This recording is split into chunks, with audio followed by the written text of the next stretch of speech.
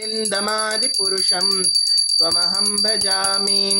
आलोलचन्द्रकलसद्वनमाल्यवंशे रत्नाङ्गदं प्रणयकेलिकलाविलासं श्यामं त्रिभङ्गललितं नियतप्रकाशं गोविन्दमादिपुरुषं तमहं भजामि। अङ्गानि यस्य सकलेन्द्रियवृत्तिमन्ते पश्यन्ति पन्ति कलयन्ति चिरं जगन्ते आनन्दचिन्मय सदुज्ज्वल विग्रहस्य गोविन्दमादिपुरुषं तमहं भजामि।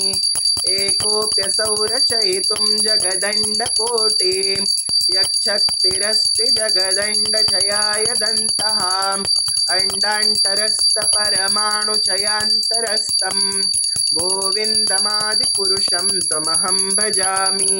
सृष्टिस्थितिप्रलयसाधनशक्तिरेका छायेव यस्य भुवनानि बिभर्ति दुर्गा इच्छानुरूपमपि यस्य च चेष्टते सा गोविन्दमादिपुरुषं त्वमहं भजामि।